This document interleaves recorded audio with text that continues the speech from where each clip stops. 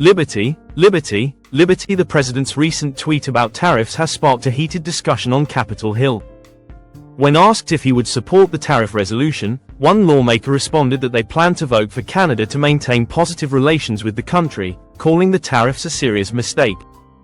These tariffs, according to critics, do not work and will likely lead to increased prices for American consumers. They are also viewed as a tax that historically harms the economy. A particularly strong warning came from a lawmaker who emphasized the negative impact the tariffs would have on Maine families, especially when they go grocery shopping or fill their cars with gas. They expressed concern that price hikes, like those caused by tariffs, would disproportionately hurt those who can least afford them.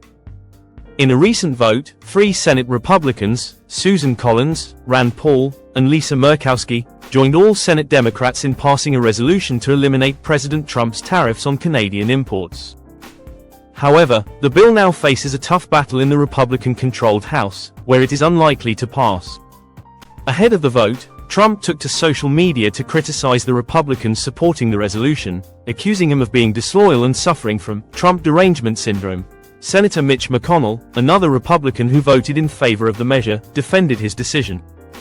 He explained that at a time when Americans are tightening their belts, avoiding policies that add financial strain is crucial.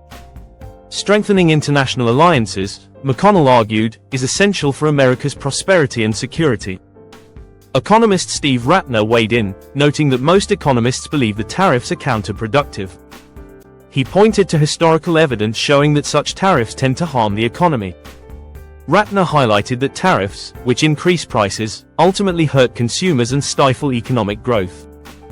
The stock market, he noted, has been in decline since the implementation of these tariffs, with projections for inflation and economic growth now revised downward. Looking at the impact on consumers, Ratner referenced an analysis by Yale's Budget Lab, which predicted that a universal 20% tariff would cost middle-income households an average of $3,800 per year. The burden would be heavier for lower-income families, who would see a more significant percentage of their income go toward higher costs. Ratner also discussed the broader economic consequences, including a contraction in manufacturing. Rising costs for businesses have already begun to lead to layoffs and a slowdown in production, contributing to an overall bleak economic outlook. The historical record on tariffs, Ratner pointed out, is far from promising.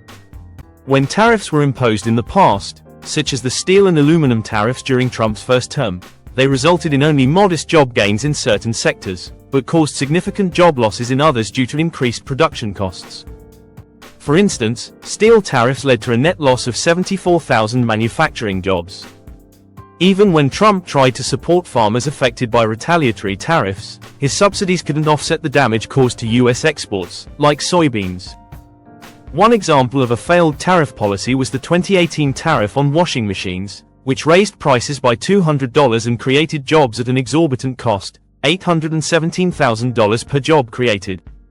Once the tariffs were removed, prices dropped, and the job creation benefits vanished. As for the current tariffs, economists predict that consumers will feel the effects very quickly. Prices are expected to rise as companies begin to pass on the costs of the tariffs to consumers in the coming months. While some goods that are already on shelves won't be affected immediately, businesses will likely start raising prices to offset the increased costs, leading to an almost instant financial impact for many Americans.